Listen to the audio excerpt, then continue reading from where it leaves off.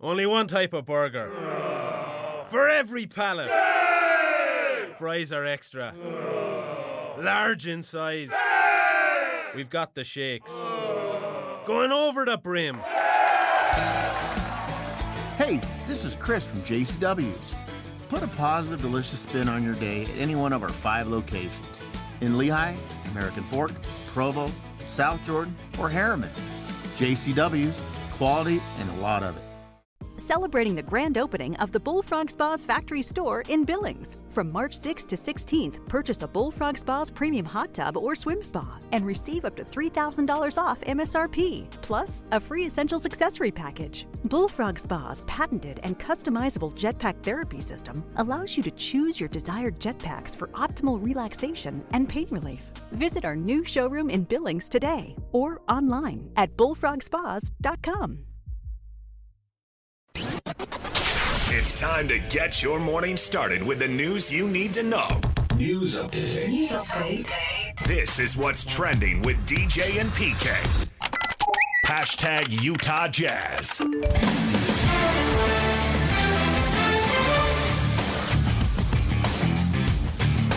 The Utah Jazz blow out the Milwaukee Bucks. 128-96. Ace Bailey, 33 points, 9 rebounds. The Jazz pick up the win. It's number 21. This homestand, PK, dangerous. They got 3 more winnable games, including Philadelphia coming in tomorrow night. Why is it dangerous? You assured me that it would happen because somebody assured you, so I'm not worried about it. Oh, cool. I didn't know you would change your mind on that. Well, Good. You just said I listened to you, but now you're telling me it's dangerous. You're the one who changed your mind, not me. I haven't changed my mind. It is dangerous. I think they'll negotiate the danger. Well, then that's not dangerous. That doesn't make any sense. Sure it does. No, it doesn't. I'm going to get caught in James Bond movies or Mission Impossible if I'm not careful. And they all survived. So it's not Mission Impossible. It is possible, but it's still called Mission Impossible. Nobody's going to go see Tom Cruise in Mission Impossible. Done. Your mission, which we know you choose to accept. Well, you told me not to worry. Yep. Now you're telling me it's dangerous. That seems like it's incongruent. Tip-off tomorrow night, 7:30. Pre-game at 6:30. Hashtag NBA. LeBron James matches Robert Parrish. Most games played by an individual player in NBA history. Meanwhile, Luka Doncic is over here scoring 60 points. And the Lakers beat the Heat 134-126. Another victory for the Lakers, 8 in a row. Look like they're going to cement that 3rd spot in the West right now. You impressed by Luka's 60, or it was against the Heat and the Jazz beat the Heat when the Heat were trying to win and the Jazz were trying to lose? I had no idea. I didn't watch the game. The game that mattered to Jazz fans, the Pelicans win. New Orleans wins again. They get win number 25. They beat the Clippers 105-99. So they're on 25 win. The Grizzlies on 24 and the Mavs on 23. The Sixers, who are coming to town, won in Sacramento. Edgecombe went for 38 points, 11 assists, 7 boards, and they beat the Kings 139-118. Cade Cunningham is out indefinitely. He has a collapsed left lung pneumothorax. He will be reevaluated in 2 weeks, and maybe we'll get some kind of timeline for his return at that point. But he's gone for 2 for sure, and probably longer than that. DJ and PK. Hashtag college basketball. BYU season is over. A 79-71 loss to Texas. PK. Modest vocatitis turns into Wilt Chamberlain. 15-11 at the half. He finishes with 23 points and 16 rebounds and powers Texas to the win. So many rebounds and tip-ins. He was dominant around the hoop. He really was. And, we can say, these injuries, and I've seen people on there, employees and all, talking about their injuries. But you can combine Nate Pickens, mesh him or meld him into one with Dawson Baker, and I don't think either of those guys would have made a difference about that big Lithuanian guy. And BYU's big guys weren't good enough. And if you had Saunders, he can maybe hit a few threes, and probably Dawson. I have no idea on Pickens. Never saw him play at this level, so I don't know. They can tell me about it, but I didn't see anything out of him, obviously, because he wasn't available the whole entire season. And I think that Saunders, Suhr, and Dawson from the shooting aspect, because they were at 4 of 22, from 3, somewhere in there, I think it was. And that could have alleviated the problem, so maybe they could have outscored them. And we can get into this, and you just heard Kevin Young talk about how he puts a premium on shooting. That's great, but you're going to go, even with the best shooters, in a one-and-done situation, lose and you're out. You might go 4 for 22. Even if you didn't this time, then you would next time. Whereas if the emphasis is on defense and rebounding, well, as they say, that can travel. So I get that you want shooting, and he calls it the holy grail of basketball, but you also got to have some dudes who want to play some defense and box out and rebound. I mean, that kid was just putting it in. It was just a layup drill, and that gave Texas all sorts of momentum and got them inspired, and they thought to themselves, oh yeah, for sure we can beat this team. In fact, it's not even a question. We will beat this team. And BYU allowed Texas to get all sorts of momentum and take the crowd, which was about 95% BYU, basically out of the game, to the point where if BYU got a 4-0 run, the crowd got all excited. There are long-term trends with BYU that have just got to change. And he's right about they have to get shooting, but getting shooting by itself is not going to be enough. And their numbers defensively, how many points they give up, how well the other team shoots the ball, how well the other team shoots the 3, just not nearly good enough. And even in an area where they're pretty good, which they were in rebounding most of the year, when you look at what the truly elite teams do, BYU is good, but they don't do anywhere near what Arizona does. And then you go back to what you just said about the front line, PK. I mean, there's no comparison you want Arizona's bigs or BYU's bigs. I mean, it's no... And Arizona's just overwhelming on the backboards. Well, and guess who's supposed to go to the Final Four? So they got to get better in these other areas as well. I mean, bring in the shooters. You need shooters, but that by itself isn't going to be enough to do what they want to do. Yep. Utah State, Villanova today, 2:10 TNT. Scotty G's pregame show starts at 1:30 from San Diego. So more hoops coming up. Other games, the big upset, High Point beats Wisconsin. VCU takes down North Carolina. There are a half dozen lower-seeded teams that won, but those were two of the biggest W's right there. VCU needed overtime as they came back and beat North Carolina and celebrated wildly. And High Point, that was a great run by them at the end of the game. So it was. Couple of thrillers there. And some near upsets averted. Duke was really struggling. That was beyond a slow start. They were in trouble. But they got themselves out of it, and they won, so the one advances to the second round. First round action continues at 10 a.m. You'll be able to listen to games on 1280 The Zone. Our regular programming will continue on 97.5 The Zone. And then Scotty G at 1:30 with the Aggie game. DJ and PK. #NFL. Well, to the disappointment of Vegas Raider fans, Mark Davis has no immediate plans to sell his majority ownership stake, but he is 71 years old, and he is thinking about estate planning, and so he is going to sell about 7% of the team now to a guy named Egon Durbin, who got his money out of the Silver Lake private equity firm as the co-chief executive officer, and then he'll have an option to buy the team later on. But in the meantime, the team that's been struggling under Davis's leadership will try to turn it around under Davis's leadership, so good luck with that. NFL's preliminary plans for hiring and using replacement referees this season includes a significant shift of responsibility from game administration, even penalty calls, to the league office with a command center that would move the league towards using centralized officiating. Wow, we heard that in the Pac-12. Remember that worked out, PK? People walking into the control room telling them what to do. Those were good times. A little Woody Dixon. Sure, but I think that is something that the Pac-12 was kind of amateurish, and I expect way more out of the NFL. That would be the hope. DJ and PK.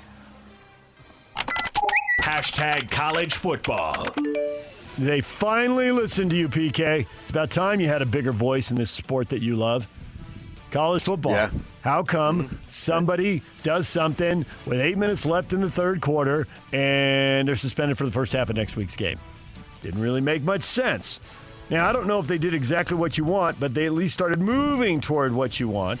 The Football Bowl Subdivision Oversight Committee, that's a mouthful, approved a 1-year trial rule that gives a player a break for his first targeting penalty. For 2026, the player disqualified for targeting for the first time in the season can participate in the following game. Now, you get a second targeting penalty during the season, then you sit out the first half of the next game, and a third one, you're going to have to sit out a full game. But at least for one targeting penalty, it just got to be so harsh. The game's moving so fast, and if the offensive player ducks, even if you're trying to go low and you hit him, you're still out.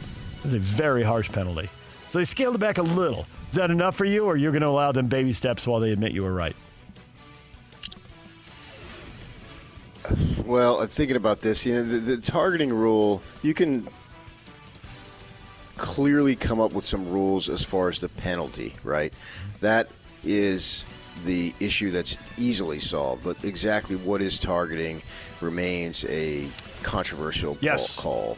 Yes. And so I don't know if they can solve that. The rule, I didn't objective. understand the reason why they had to be suspended for another game. I always thought, 100 push-ups, 100 sit-ups at midfield. Boom. And that embarrassment, that ought to help. That ought to do it. I'm glad they're doing this, and we'll see how it works. I'm glad they're trying it. I always applaud people for trying something, even if you don't know that, okay, that's the best thing you can do right now, so you can go from a bad rule to a perfect rule. It's probably not going to happen many times, and you need to see how it plays out a little bit. But they also have to get a handle on what exactly is targeting, because it seems it's different from call to call, basically. And it's probably the most controversial call that they have in terms of what is, what isn't. So with that in mind, I'm glad they're doing this, and we'll go from there. Yeah, the rule, like you said, the rule is objective, and so you can get that pretty quickly. But the call on the field is subjective. It's always degrees. It's always shades of gray. It's not that obvious. Although they did dig up a stat that 0 players were disqualified for targeting 3 times in the 2025 season. So even though they've got a rule for it, and even though they got a rule out there, they just don't expect people to approach that threshold. I don't think they are, because I try to recall. I cover a lot of games during the season, and I don't think that I can recall somebody being a repeat offender twice. DJ and PK.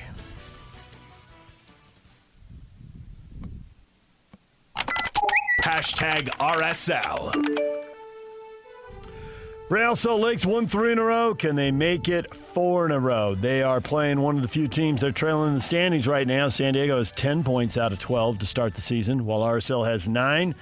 First kick set for 5 o'clock. Covers will be on 11:60 a.m. Pablo Mastroeni will be here to discuss the game with us at 9 o'clock. Expecting to see a little more of Diego Luna and Victor Olatunji.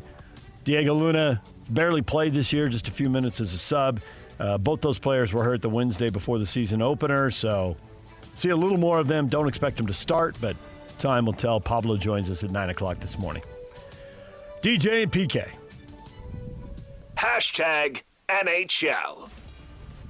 The Mammoth go to Vegas and win. They beat the Golden Knights 4-0. Clayton Keller scores twice in the first period. They score on their first 3 shots that were on target there in the first 8 minutes. And then they win 4-0 with an empty netter in the final minute. Karel Vejmelka saves 28 shots. Jack McBain, Barrett Hayton had the other goals. PK, why put these guys back home? Aside from the fact you want to sell tickets and sell luxury tickets and make money, the results are on the road. They've got the home ice disadvantage. They're crushing it on the road. Okay. It's backwards. Doesn't make any sense, but that's the way it is. But I think they make more money at home. I don't know. Yeah, They are back home to face the Anaheim Ducks at the Delta Center tonight. This is, again, the countdown is on here, and they put themselves in a good spot. Anaheim's one of the teams they could play in the first round. They currently lead the division. They have 78 points, just like the Mammoth.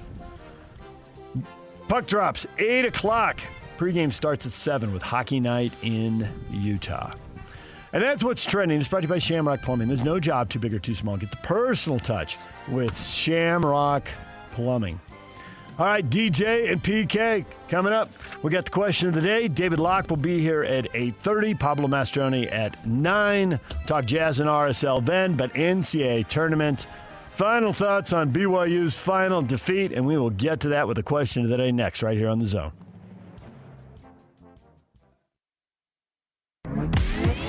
Just a bunch of guys sitting around and talking sports. This is Scotty G and Friends. General manager of the Utah Mammoth, Bill Armstrong. Every game matters for us to get in the playoffs. Whether we've been on the road for 20 days or 10 games or 5 games, it doesn't matter. We got to find a way to win. These are different circumstances here. We've played well, but the only guarantee is when they put that X beside your name and, it says you're in the playoffs, Other than that, we can't stop and we can't take our foot off the gas, and we've got to keep our focus. And, we've treated, every game coming down the stretch and even from the start, like it's game 7. So we can't look past that, and we got to have that mentality. If we do, we have a good chance to get in. Catch Scotty G and Friends weekdays from noon to 3 on 97.5, the KSL Sports Zone. I've got good news and bad news. Here's the bad news. Most protein bars are packed with sugar and unpronounceable ingredients. The good news? There's a better option. I'm Will, and I created IQ Bar plant protein bars to empower doers like you with clean, delicious, low-sugar brain and body fuel. IQ bars are packed with 12 grams of protein, brain nutrients like magnesium and lion's mane, and 0 weird stuff. And right now, you can get 20% off all IQ Bar products, plus free shipping. Try our delicious IQ Bar sampler pack with 7 plant protein bars, 4 hydration mixes, and 4 enhanced coffee sticks. Clean ingredients, amazing taste, and you'll love how you feel. Refuel smarter, hydrate harder, caffeinate larger with IQ Bar. Go to eatiqbar.com and enter code BAR20 to get 20% off all IQ Bar products plus free shipping. Again, go to eatiqbar.com and enter code BAR20. DJ and PK, we are brought to you in part by Beehive Meals. The KSL Sports Zone and Beehive Meals are honoring people that impact youth sports in our communities. Nominate the youth sports volunteer for the Beehive Meals Hero of the Week, KSLSports.com/contest. And listen every Thursday afternoon to JJ and Alex for the winner. It's the Beehive Meals Hero of the Week. BYU's basketball season ends with a first-round loss in the NCAA tournament. In the end, with all the stuff, are you really surprised? Done? Not at all. Clayton? Nope. I picked Texas. Steve? Only one guy who came to play. And Texas knew that was going to happen. They let AJ have his points, and they shut everybody else out. So at the end, people shrug. It's too many games they've seen that are like this, even if it wasn't the last 2 games in the Big 12 tournament. And they're out. Defense, rebounding, opponents' three-point shooting, their own offensive struggles. It all adds up to a familiar story, PK. It's not the first time we've seen them play poorly in the first half, get way behind, rally, and come up short. We can probably go through a half dozen games off the top of our head that look like that. Yeah, obviously. It happened many, many times this year. And what can you say? They were a flawed team. And to what degree the injuries made that team flawed? If you're a BYU sympathizer, a lot. If you're a hater, none. And the rest of us are in between. Because I can't say if they had their entire lineup that they would have done ABC, XYZ. I can guess, I can hypothesize, but I don't really know because there's no alternate universe here. You always want to go down with your full strength. I understand that. And that is something that did not happen. It was not allowable. It was unusual, I thought, that at the podium they brought in Richie Saunders was up there. Mm-hmm. It was kind of cool getting him to be able to be up there with the other 2 big guns. And obviously that was a significant blow. You remember a guy named Kerry Agers out of Portland? Vaguely, yes. Yeah, writer. He's older now, and he's got his own little thing, .com. Mm-hmm. And he sat next to me, press row, right behind Serbiak and those guys where they were doing the TV. And so we were about mid-court. And he says to me, he introduces himself, and I didn't know the individual, but I definitely knew the name. Right. You read a byline. And he asked me what I do, and I said, well, and I told him, but I said, hey. I did 23 years of daily newspapers because old school, hardcore journalists kind of scoff at the radio a little bit. Yeah. So I had to get my credibility in.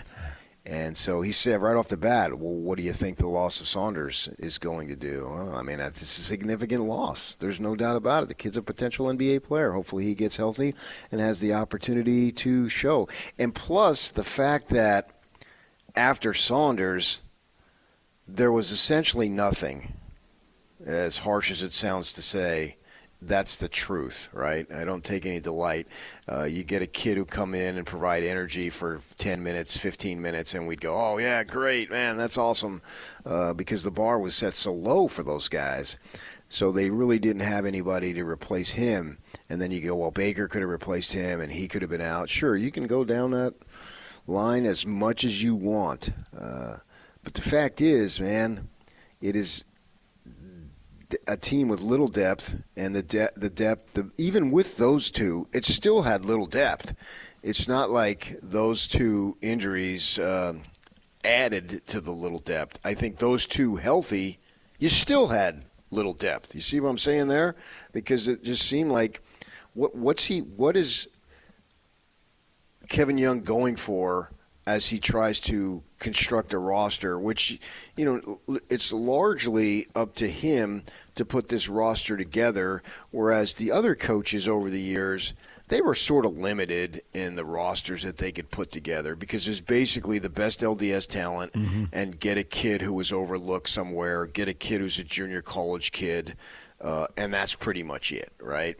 Well, now with the NIL and allowing the kids to have longer hair and earrings and all these other things, that they've loosened up the standards a little bit. And I couldn't care less about it, but that's obvious what they've done. So with the money, with the idea of Kevin Durant can call you and say, go to this guy, and that type of thing, the recruiting pool has just increased probably more than any school this side of High Point in the country, right? So you got to figure out what you want. And it seems to me you went after a bunch of athletic guys, and that's what they are. They're athletic guys. But are they basketball players?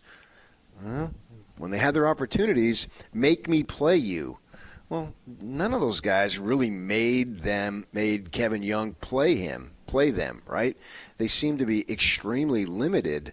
I mean, one kid, he's taken a couple of threes, and they look like Scud missiles. They don't look like a shot that has any chance to go in. Scud missiles. Old school. Old school, okay. It's hard to say, but it's the truth. I'm going to give you the truth. I'm not on their payroll. I wanted them to win, but it didn't happen. But I have to tell it as I see it. So you got to you want shot making. Well, why'd you have some of these kids on your team then? They can't make shots. You tell me you want shot making, and you didn't have shots. They didn't have the ability to make shots. So why'd you bring them aboard? Because they're athletic and they can run and jump? But that's great. Okay, theoretically, you got to be able to play ball. Theoretically, that athleticism should translate into, okay, well, we've lost some shooting, but we still got athletes, so now we're going to play really good defense.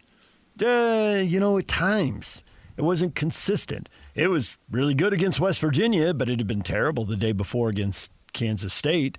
And so they're in the middle of the pack defensively. Those athletes should add up to an elite defensive team, and they didn't. And they also didn't have enough size. I mean, wasn't it really clear? Lack of size was awful. Keita at 6'8", there were times he didn't box out. There are times he's rotating to help, and 7-footers just running at the rim, and he's going to catch it and dunk it, and you already knew it was going to happen before he even got to the ball. You could just see, well, he's the only guy there. He's 7 feet tall. He's going to score here. Even though they play good defense and forced to miss, they're going to get the offensive rebound. They're going to score. But sometimes when Keita did have a body on him, he's 6'8". The guy just kind of leans on him and reaches up and takes the ball because he's 7 feet tall. So that's where I never saw him play, so I don't know how good is Xavier State, and he's 6'11". He was going to be a freshman. Were they really going to be able to count on him? No, he wasn't. They admitted he was a project. I saw him play. Okay. I saw him play multiple times. So they need more size. Yeah. They got to play better defense. They are 8th in the league in points, 9th in the league in opponents shooting, which is always the first thing Majerus looked at on the stat sheet when you were ready to talk to him. And they were 14th against the three. And you can see people on social media, why do teams make so many threes against us? Because they're open a lot of the time. And, if you're 14th in a 16-team league, you got to get a lot better. And if you look at where Arizona is in all these categories in the league, 1, 2, 4, that's who you want to be. You want to be a team with a good shot at going to the Final Four. I'll bet a bunch of us picked Arizona in our brackets. Some people picked Arizona to win it all, and they might. But look at how even in BYU when they're good at rebounding, like 4 boards, they out-rebound opponents by almost 4 boards a game. Arizona's more than 10 boards a game. They just annihilate people. So when he puts the roster together, he's got to try to fix all these things. They need to be better everywhere. Except at the top. A star player, you're probably not going to have a star player as good as DeBonsa, but the rebounding's got to improve, the defense has got to improve, the number of shooters you have on the team has to improve to make up for the fact you're not going to have an A.J. DeBonsa next year when he's off to the NBA. Right. And, yeah, you guys didn't run, but I had an opportunity to speak with Kevin Young afterward for about 6 minutes, me and a couple other guys. We can play it coming up at 8. And the stuff that he was talking about, it gives me optimism. I think he's going through a trial and error process here, and figure out what it takes to win at the college level. So he's just his second year. He had somewhat of a magical first year, and this year, you can point to the injuries, but don't use that as a crutch for next season.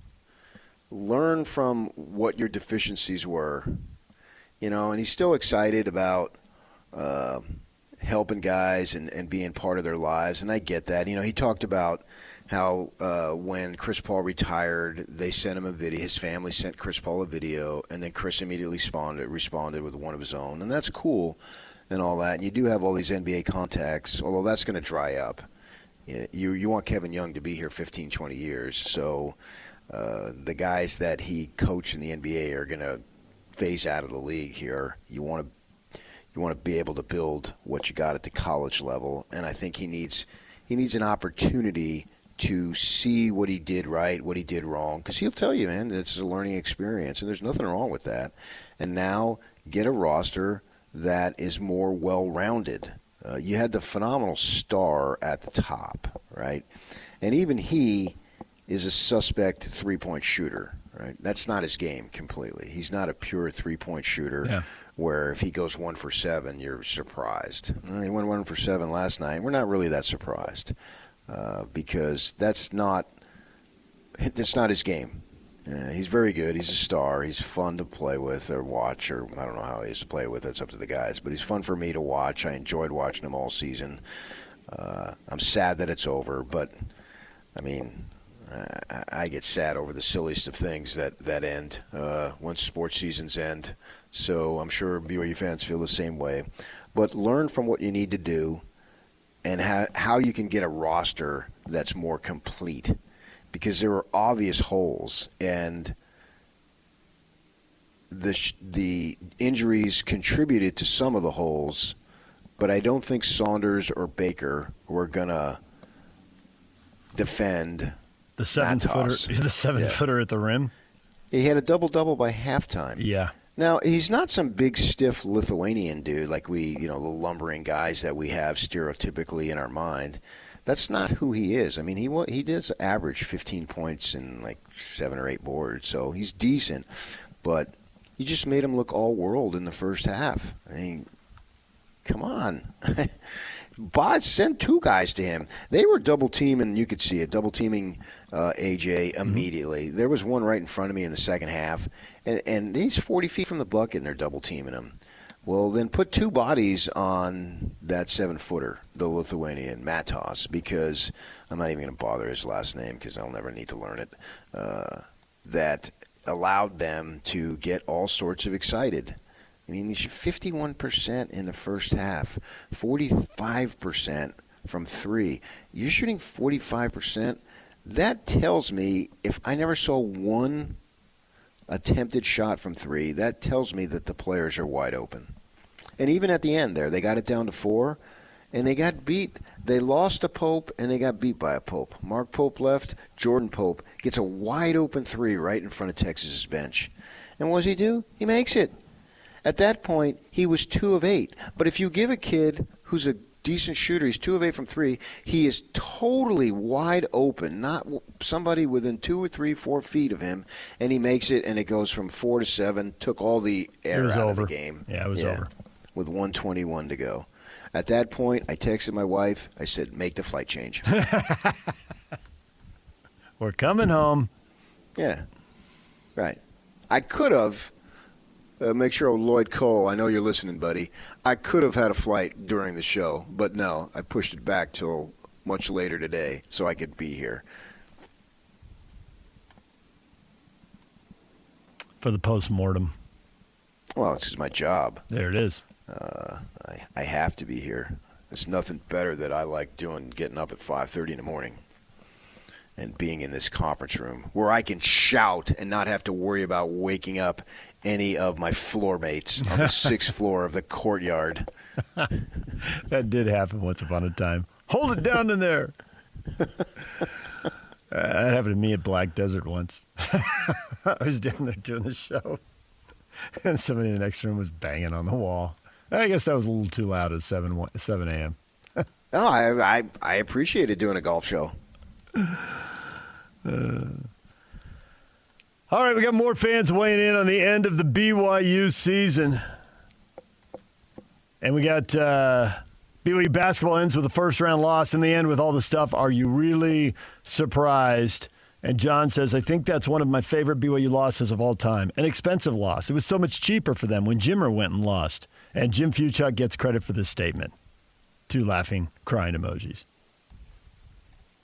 Yeah, I get that. They're going to take hits on that. Yeah, when you got boosters running their mouths saying we will not be outbid and you get beat in the first round. 10th place in the league and out in the first round of the NCAA tournament just doesn't come anywhere near meeting expectations. And you can put some of it on injuries, but they got to be better next year. They got to be bigger, got to shoot it better, got to defend it better. And they need more players. Yeah. I believe Carolina had an injury or 2. And my guess is back there that Hubert Davis isn't catching any slack or isn't getting any slack. He's catching heat. Oh, there's national stories out now about his job status. Yeah. They didn't have Caleb Wilson, which is their star freshman. Right, that's what I'm saying. He went out, but you're Carolina, and BYU wants to be at that level, and it's good that they're striving to be at that level. I'm glad we're talking about an NCAA loss rather than an NIT or whatever the heck they got in the postseason now win. That doesn't mean anything. So away they go. Bill says playing 1-on-5 at the offensive end is unforgivable. Builds terrible team chemistry and doesn't make the team around you better. Yeah, gotta get a stop, guys. Then watch AJ and Rob play iso ball.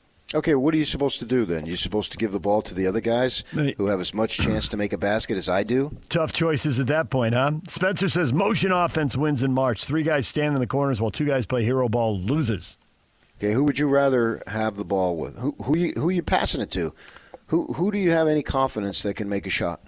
I'm interested. Let me know. I do not have confidence. Yeah. Right. You got a bunch of 6'7", 6'6" guys who can run and jump, but can they shoot? You tell me, Kevin Young tells me you put a premium on shot making. I got 3-4 guys that you play off the bench. You got no prayer to make a shot unless it's right at the rim. And probably at least 1 starter, if not 2 starters. And now you can argue, well, wait a second here. How come Kennard Davis only got 5 shots? Could you have done anything better? I mean, he was underutilized in that game. I understand that. He was 3 of 5, 1 for 3 from 3. A decent free throw shooter, too. So if he gets fouled, you've got a good shot for him to make the shots. And he was underutilized offensively. But at that point, you are desperate, and Dabonsa largely brought you this far. You expect him to pass it, and he's got to get better himself. But he's 19 years old. And you're cracking a 19-year-old. He had 5 turnovers, and 2 or 3 of them were just bad decisions. They only had 7 turnovers, and they were committed by 5 by Dabonsa and 2 by Wright. The good news is the other guys didn't have any turnovers. There's that, but they didn't have the ball much, so how are they going to turn it over? True. But, man, if you're standing next to Majerus, he's going to look at that 47% shooting, and he's going to be upset because that's just not that. He always wanted to hold teams to 40%. To him, 45 I think he wanted in the 30s. Right. 45 was bad. 42 or 43 was mediocre. He wanted to see the number 40 or something underneath it. And that's it. And they got out-rebounded 40-31, which he would never be okay with. 16 offensive boards. It's the problem identified in the first game when they were healthy minus Nate Pickens, and Nate Pickens better be a combination of Scottie Pippen and Michael Jordan. That's all I'm saying, man. For as much as I heard about him not being available, and I was there in the Villanova game, the very first game in Vegas, and I'm here in the last game in Portland, and you could see it. They're going to have problems rebounding the basketball. I mean, they gave up like 16 offensive rebounds against Villanova also, and that's what they gave up. I'd have to go back and check. And they had like 31 second-chance points in Villanova. That was game 1. The great Nate Pickens was not available. And he's 6'3", probably wasn't blocking out a 7-footer. Yeah, and that was your team. The 7-footer who Staten, who is from Vegas and went over to that prep school over there in Hurricane, he barely played that game. And then that was a game in front of his hometown people, his family, I guess, is from Vegas. I mean, play a couple minutes, play a couple garbage minutes. So you're telling me you were going to count on him? So you can hammer those injuries all you want, and go ahead. And if that makes you feel better, I've got no problem with it. And that's what sports fans do. What if? I do it myself. So I'm no different than anybody else. It's just I have no emotional tie here, so I can speak a little freely. I saw it in Villanova, the first game. The rebounding was a serious issue. And the problem here is that the Lithuanian gets these putbacks like there's nobody there, like he's 2 feet taller than everybody else, and that just surges the confidence of Texas. You could feel it. I'm right on the court. You could feel it thinking, hey, we're going to win this game, man, because these guys aren't going to be good enough. And they weren't. And so, fine, it's over now. It sucks. But let's learn from it and get a roster that's built to compete in the Big 12 and that's built to compete in the NCAA tournament. If you're going to spend all this money, spend it more wisely and get a roster. And I'm going to give Kevin Young the benefit of the doubt that, okay, he saw these things. Now he'll be able to make the improvements. I believe he will. Guy's a human being. He's not perfect, and he has to go through some stuff. And so now he did, and he can see stuff and go from there. We will go from there next. More on the NCAA tournament coming up, and David Locke is here to talk about the Jazz at 8:30. DJ and PK, it's 97.5, the KSL Sports Zone. This is JJ and Alex. I got this. And the Mammoth obviously have a lot of work cut out for them still because they are now at a point where, again, I hate looking at the percentages, JJ. Doesn't it make you nervous to go, yeah, right now they sit at 76.5% to be that wild card 1 team. There's so much hockey still left to be played. Yeah, that percentage can drop quickly if you lose 4 straight again. Overall, you're looking at where this team is at. They're in that number 1 wild card spot. They control their own destiny. I would rather be in that number 1 wild card spot than in the number 3 central spot because if you're the Wild, you're either playing the Avalanche or the Stars in the first round. That's brutal. It is. I would rather be the Mammoth. You're going to be playing a first-round playoff series against the Ducks, and then you get the winner of the Oilers and Knights in the next round. I'd rather do that than get the Stars or Avalanche in the second round. If they're in that number 1 wild card spot with as good as that team is, there's a path for them to go on a long run in the playoffs, not just win a series. Catch JJ and Alex afternoons from 3 to 7 on 97.5, the KSL Sports Zone. DJ and PK, we've got more reaction pouring in. BYU goes down to defeat. What can they change? We've got more of that coming up. We got the Aggies playing Villanova today. You saw this Villanova team a long time ago, PK. It's interesting to look at all these games that we consider big games, and then you see where teams are seated. And it's not that teams aren't good if they're in that 8, 9, 7, 10 range. But for the teams that aspire to go deeper in the tournament, how do you get yourself a top 4, top 2, or even a number 1 seed? Villanova, Clemson, those type teams seem to be ending up in 8, 9 games. And at the time, we looked at them as huge games for BYU. But in retrospect, it's like, how good a team were you playing at that point? Everybody's trying to figure out who they are. Now we have a much better idea who they are, even though we get surprises in the tournament. You're talking about Villanova now? Yeah. Villanova, yes. I was talking about, in general, the depth of BYU's early schedule and the teams they played. But Villanova, because it's the team BYU started with, it gave us an idea who BYU could be or might be. It reveals later in the year who they are. And obviously, it's a big test for Utah State today. To just win a game, for a team in the Mountain West, win a game is usually declaring victory and planting the flag. Yeah, depending on who you are. I mean, yeah, San Diego State went to an Mountain NCAA West final. teams have gone to the Final Four. Yep. So I don't know that winning a single game is the ultimate achievement of your season from the Mountain West. I think I wouldn't go Mountain West. I'd go who you are as a program. Are you making strides as a program? Utah State, okay, winning is in the NCAA is good, but are they making strides as a program? They have put together a number of good seasons. Multiple coaches have taken them to this point. I can't say that simply winning today is the crowning achievement of a great basketball program. I can say it within context, but I don't think Utah State wants within context.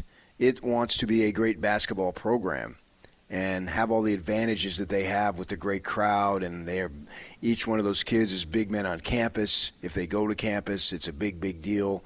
At Utah State, the student support is awesome and all that. So I wouldn't label that as a Mountain West. I would label it as a Utah State. What is Utah State's ceiling? What can they regularly accomplish? What can the expectations be? And I think that's different from team to team, because Air Force winning a single game in the conference tournament might be something that is awesome. Well, for Utah State, it's not. And going forward here, they're not even going to be in the Mountain West. So if they bring guys back, those guys will be back 12 guys. I think they need to have higher aspirations than simply winning a game in the NCAA tournament. Utah State, other programs, Colorado State, whoever it might be, Vegas has been down for a bit. They may be different. But Utah State hasn't been down for a bit. They've been flying high, and they think they're all, not that they're all that, but they think they're good enough to have success in the NCAA tournament, as they should think that. They've won 2 tourney games in the last 50 years. So to your point about a high watermark, getting to the Sweet 16, they haven't done that since the last time they did that. The tournament didn't even remotely resemble what it is now. It was over 50 years ago, and it wasn't 64 teams, and it was automatic champs. There were conference champs only. There were no at-large bids. It was a totally different deal. So that would be high watermark. Yeah, right. They need to have success, and they need to compete in the second round, because I can't believe that I can say, well, Utah State, you achieved what High Point and Miami of Ohio achieved. So, wow, you're really awesome. I don't think they're going to accept that. DJ PK, it's 97.5, the KSL Sports Zone. Coming up, more on the Cougars in the NCAA tournament. David Locke is here at 8:30 to talk about the Utah Jazz. Pablo Mastroianni, RSL head coach, at 9 o'clock. DJ PK, it's 97.5, the KSL Sports Zone. Shop the Sherwin-Williams Spring Sale and get 35% off paints and stains March 13th through the 23rd. Whether you're refreshing your interior or exterior, we've got the colors to bring your vision to life. And with delivery, getting everything to your door is easier than ever. Shop online to have it delivered or visit your neighborhood Sherwin-Williams store. Click the banner to learn more. Retail sales only. Some exclusions apply. See store for details. Delivery available on qualifying orders.